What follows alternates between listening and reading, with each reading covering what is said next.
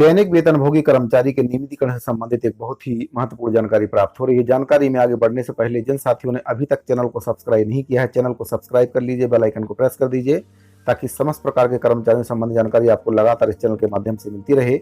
सभी साथियों को नमस्कार। प्रकरण संबंधित है श्री महेश राम विश्वकर्मा से संबंधित प्रकरण है। इनके संबंध में माननीय उच्च न्यायालय के द्वारा आदेश जारी किया गया है। नियमितीकरण से संबंधित आदेश है। वीडियो में अंत तक बने रहिए, पूरी जानकारी आपको दूंगा। विभागीय समसंख्यक आदेश दिनांक 20/3/2023 के माध्यम से श्री महेश राम विश्वकर्मा के द्वारा माननीय उच्च न्यायालय द्वारा प्रस्तुत याचिका WPS 4788 पर माननीय न्यायालय के द्वारा पारित निर्णय दिनांक 29/8/2022 के परिप्रेक्ष्य में प्रस्तुत अभ्यावेदन दिनांक 26/9/2022 को अमान्य किए जाने का आदेश पारित किया गया था। माननीय उच्च न्यायालय बिलासपुर में प्रस्तुत याचिका WPS 4788 पर माननीय न्यायालय के द्वारा पारित निर्णय दिनांक 29/8/2022 निम्नानुसार है। प्रकरण वर्ष 1997 तक कार्यरत दैनिक वेतनभोगी आकस्मिक निधि मद में कार्यरत कर्मियों के नियमितीकरण से संबंधित है। अतः माननीय उच्च न्यायालय के द्वारा पारित उपरोक्त निर्णय के परिपालन में विभागीय समसंख्यक आदेश दिनांक 21/2/2023 के द्वारा प्रमुख अभियंता ग्रामीण यांत्रिकी सेवा को निम्नानुसार निर्देश दिए गए। माननीय उच्च न्यायालय बिलासपुर के द्वारा पारित आदेश के अनुक्रम में एवं छत्तीसगढ़ सामान्य प्रशासन विभाग रायपुर के द्वारा जारी किए गए ज्ञापन क्रमांक दिनांक 5 मार्च 2008 के अनुसार निर्धारित प्रक्रिया के तहत श्री महेश राम विश्वकर्मा के नियमितीकरण के संबंध में विभागाध्यक्ष कार्यालय स्तर पर गठित छानबीन समिति की अनुशंसा प्राप्त की जाकर अपने अभिमत सहित प्रतिवेदन विभाग को अविलंब उपलब्ध कराने के निर्देश दिए गए।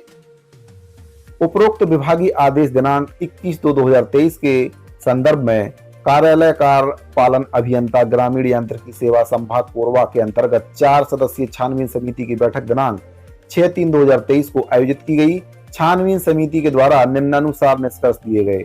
इनके नियमितीकरण से संबंधित जो है छानबीन समिति का गठन किया गया। 4 सदस्यीय छानबीन समिति का गठन किया गया था। समिति के द्वारा जो रिपोर्ट दी गई है उसके संबंध में बता रहे हैं, इसमें जानकारी दी जा रही है। याचिकाकर्ता श्री महेश राम विश्वकर्मा के द्वारा माननीय उच्च न्यायालय के द्वारा प्रस्तुत याचिका WPS 4788 पर माननीय न्यायालय के द्वारा पारित निर्णय दिनांक 29/8/2022 के परिपालन में श्री विश्वकर्मा के नियमितीकरण पर विचार किए जाने के संबंध में सामान्य प्रशासन विभाग के ज्ञापन दिनांक 5/3/2008 में निहित नियम निर्देशों के तहत छानबीन समिति की बैठक दिनांक 6/3/2023 को आयोजित की गई। छानबीन समिति के द्वारा श्री महेश राम विश्वकर्मा को दिनांक 10/10/2003 से 22/11/2012 तक सेवा में नहीं रहने के कारण नियमितीकरण के योग्य नहीं पाया गया। मतलब छानबीन समिति के जो द्वारा जो रिपोर्ट प्रस्तुत की गई उसमें यह कहा गया कि 10/10/2003 से 22/11/2012 तक ये सेवा में नहीं थे, जबकि सेवा की शर्तें ये हैं कि कर्मचारी का 10 वर्ष की जो सेवा है नियमित सेवा होनी चाहिए, उसमें किसी भी प्रकार का गैप नहीं होना चाहिए। उसमें जो छुट्टी के दिन है और सेवा ब्रेक को उसमें जोड़ा नहीं जाता है, बाकी इसमें किसी भी प्रकार का गैप नहीं होना चाहिए। तो इनके द्वारा बताया गया जो छानबीन समिति है उनके द्वारा बताया गया कि 10/10/2003 से 22/11/2012 तक ये मतलब इनकी जो सेवा थी वो नियमित नहीं थी, इसलिए इनको नियमितीकरण के योग्य नहीं पाया गया।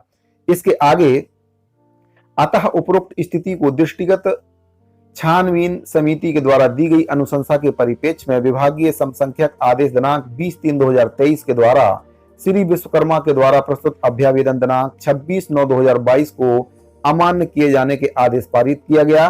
मतलब इनकी जो नियमितीकरण के संबंध में इनके द्वारा याचिका लगाई गई थी उसको अमान्य कर दिया, क्योंकि इनकी जो 10 वर्ष की सेवा थी वह नियमित नहीं थी, उसमें गैप था बीच में।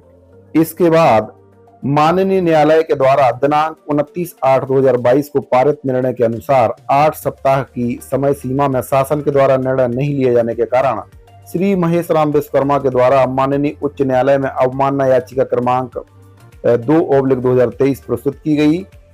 इस अवमानना याचिका पर दिनांक 28/3/2023 को माननीय उच्च न्यायालय बिलासपुर में सुनवाई हुई।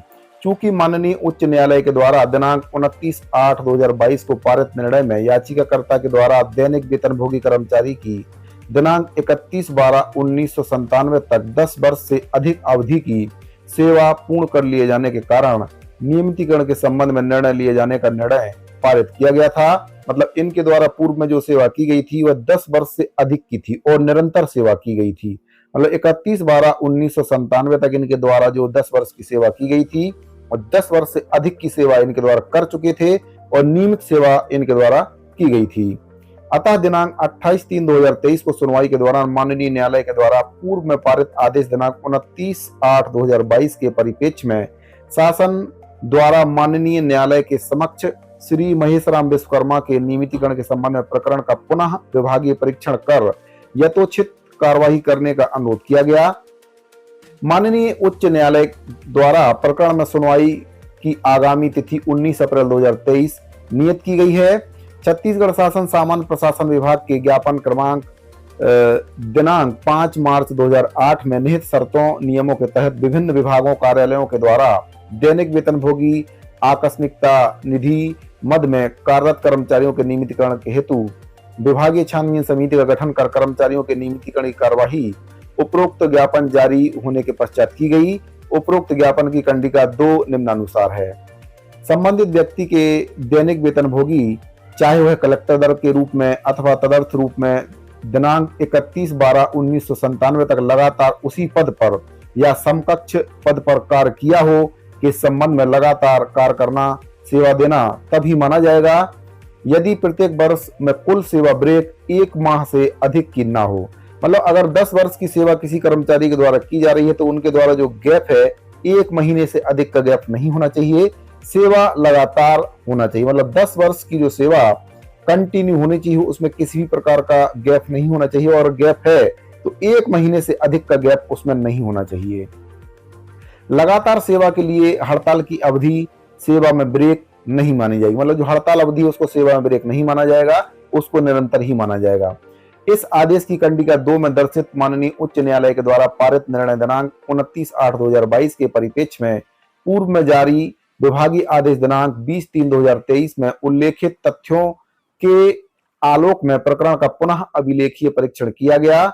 प्रकरण में प्रमुख अभियंता ग्रामीण यांत्रिकी सेवा के निर्देश पर गठित समिति की बैठक दिनांक 6/3/2023 में सामान्य प्रशासन विभाग के ज्ञापन दिनांक 5 मार्च 2008 के प्रभावशील के पूर्व से ही अर्थात दिनांक 10/10/2003 के ज्ञापन जारी होने के लगभग 5 वर्ष पूर्व से श्री महेशराम विश्वकर्मा की कार्य पर उपस्थिति नहीं रहने के कारण समिति द्वारा उन्हें नियमितीकरण योग्य नहीं होना पाया गया।